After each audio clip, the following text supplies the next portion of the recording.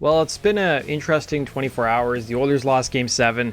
It's gloomy outside here in Edmonton. And then I read the news this morning, and apparently Shifty Shellshock from the 2000s era group Crazy Town has passed away at the age of 49.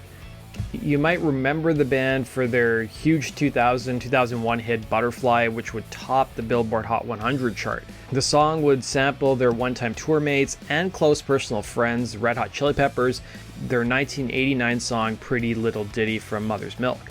The song Butterfly would also top the charts in 7 other countries, and Crazy Town's debut record, The Gift of Game, would sell more than 1.5 million copies.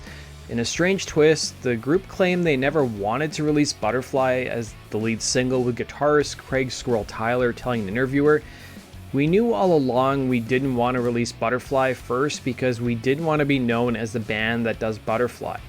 We were looking at this like we wanted to have a career. This isn't who we are." The critical reception to Butterfly was mixed. VH1 would name it as the 34th most awesomely bad song ever, but Spin labeled it as the 13th best nu metal song and perhaps the most popular nu metal ballad. Shifty Shellshock, whose real name is Seth Binzer, would struggle with substance abuse throughout his entire career. The singer would appear on the reality TV show Celebrity Rehab for 2 seasons and Sober House for another 2.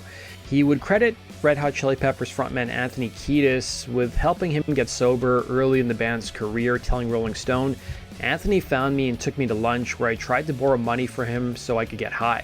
I didn't finish my rampage for a couple of days, but he showed me that I had people who were worried and cared about me. Anthony's this angel who appeared in my life." Crazy Town would end up breaking up in 2003 following the release of their sophomore effort Dark Horse.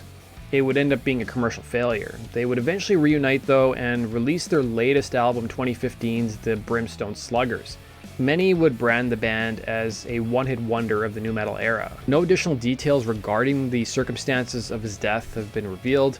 If you guys are interested, I've done a full history on the band. Formed in 1995 by 2 musicians, Brett Mazer and Seth Binzer, Mazer would adopt the alias Epic, while Binzer would be known as Shifty Shellshock.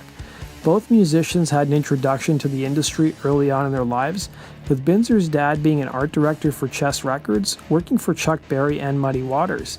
His father even contributed to the cover art for Crazy Town's debut album, The Gift of Game, and Mazer's dad, meanwhile, was a music manager whose clients included Billy Joel, and at a young age he would move his family across the country to Los Angeles. Mazer's father would even take his son to recording sessions, where he was introduced to some of the best musicians in the industry, but he also saw the dark side of fame, recalling to Rolling Stone, "There were a lot of addicts around. There wasn't nothing mysterious and cool about taking drugs for me."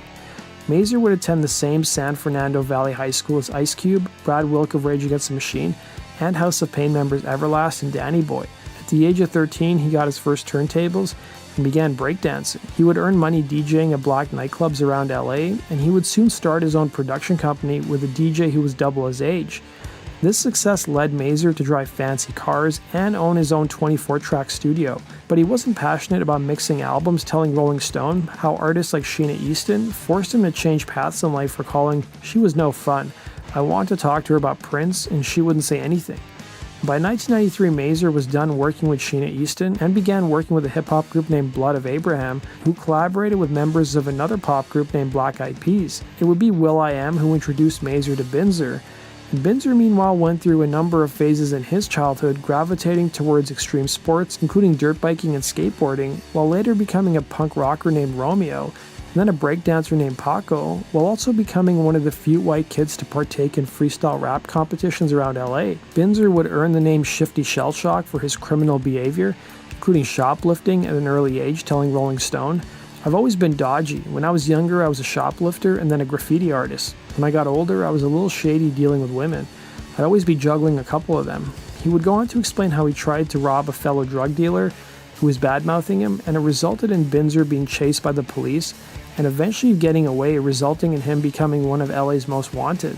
But the police would eventually get their man, arresting him at a 7-Eleven, with him recalling to Rolling Stone, "We got surrounded by cop cars at 7-Eleven. I was on Fox 11 News for an extra week because they couldn't find one of my friends, so they had my picture with captured over my face."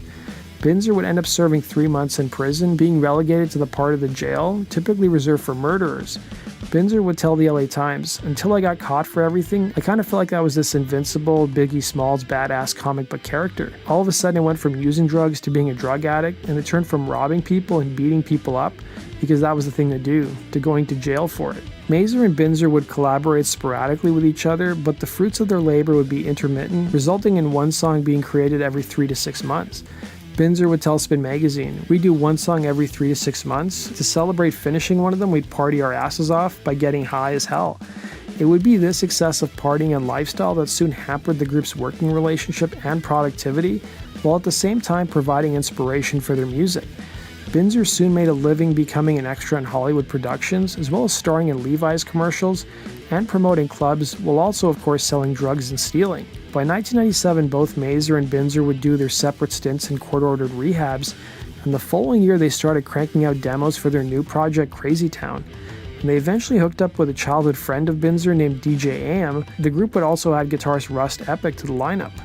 By 1999, they had their demo to shop around to major labels, and rap rock was extremely popular, so it couldn't have been better timing.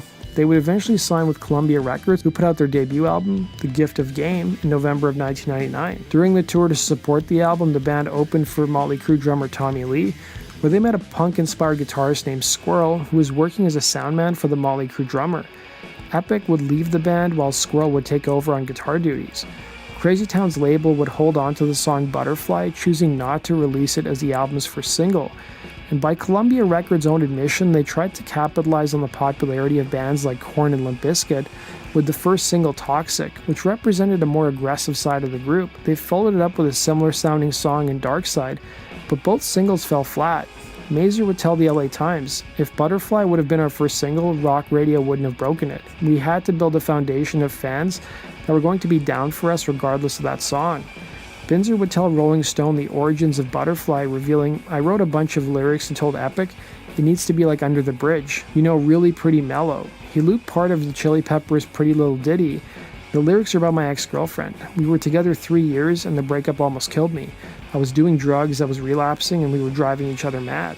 The woman who inspired Butterfly would appear in the music video, with Binzer telling the LA Times, "It's a song that a guy could feel cool enough to say to his girl, 'This is our song.' I think the realness of it and the fact that I wrote it about a girl that I really cared about comes through," he would say. Butterfly would blow up on hip-hop radio and rock radio almost a year and a half after the group's debut album came out. The song would top the charts in 7 countries, including the States, and one of the biggest stations to promote the single would be LA's KROQ, who jokingly took Crazy Town to task over their zealous use of the word lady. Program director Lisa Warden would tell Spin Magazine, "It's all in good fun, but it's like, who besides Lionel Richie says that?" With such crossover appeal, how did Crazy Town view themselves? Well, guitarist Squirrel would tell Spin Magazine, "Brett and Seth are and always have been hip-hop kids. They weren't rock guys who happen to like hip-hop. Crazy Town are a hip-hop band first and foremost," he'd say. To support their debut album, Crazy Town would tour with both Buck Cherry as well as the Red Hot Chili Peppers and appear on the second stage of Ozfest in 2000. While the band should have been relishing in the opportunities, the group hit a rough patch during Ozfest, spending only a week on the traveling tour.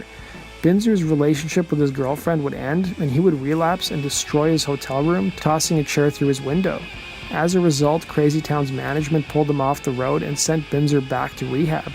It was a volatile time for Binzer, who admitted to Rolling Stone that once he got off the road, his destructive habits continued, revealing, "I went on a destructive rampage and disappeared. My mom called Anthony Kiedis and said, 'Seth's effing up. He's a buddy. The Peppers are a huge inspiration to us. Anthony found me and took me to lunch, where I tried to borrow money from him so I could get high. I didn't finish my rampage for a couple of days, but he showed me that I had people who were worried and cared about me.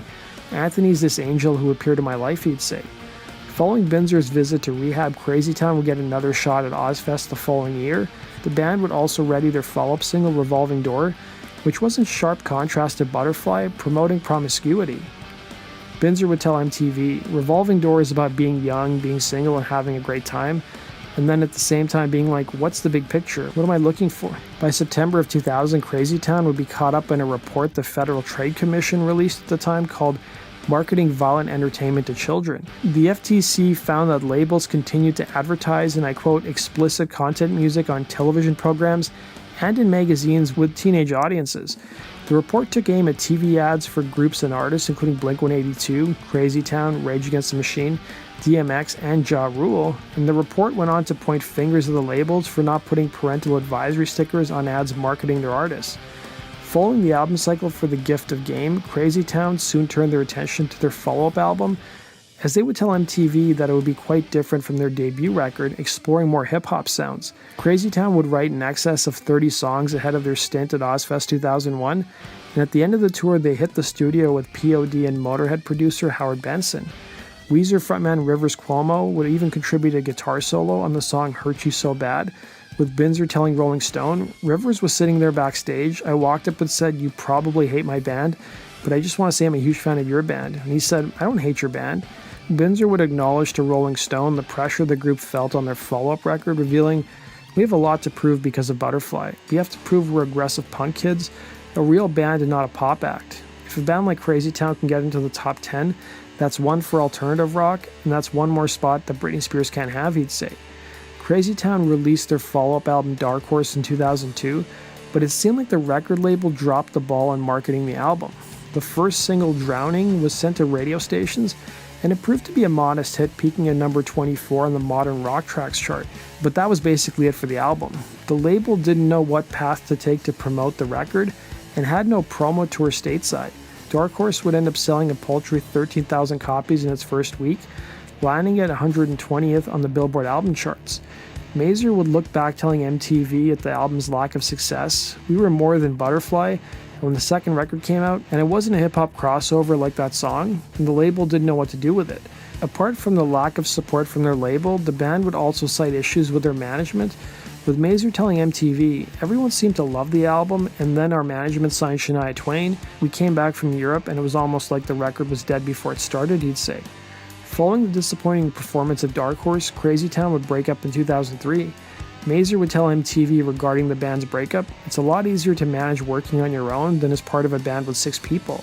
Following the dissolution of the band, Mazur formed his own production company named The Pharmacy, while guitarist Russ Epic formed a new group called Pre-Thing, but he would sadly die of a heart attack after the group's debut record, 22nd Century Lifestyle, in 2004 came out. Binzer meanwhile pursued a solo career, contributing to the track Starry-Eyed Surprise, which was a top 40 hit in America. And in 2007, Crazy Town would reform, but with a new backing band to support Binzer and Mazur. Sadly, on August 20th, 2009, former member DJ AM was found dead in his apartment of an accidental drug overdose. The group would put out a new album in 2015, harkening back to their original name, Brimstone Sluggers. In the years since they reformed, Binzer would struggle with his sobriety, appearing on season 1 and 2 of Celebrity Rehab, and 1 season of Sober House. In 2012, he would also end up in a coma due to an overdose. In January of 2017, Mazur announced he was no longer a touring member of the band, but would still possibly write with them. Binzer would eventually add an X to the band's name, and whether this was a legal move or something else isn't entirely clear, but he would tell a fan on Instagram, and I quote, "The X is used by gangs to symbolize a territory that has been won." In November of 2019, Crazy Town's van hit a moose during a tour stop in Canada, and the band members largely escaped unharmed with bruises and cuts. That does it for today's video, guys. Thanks for watching. Be sure to like button and subscribe, and we'll see you again on Rock and Roll True Stories. Take care.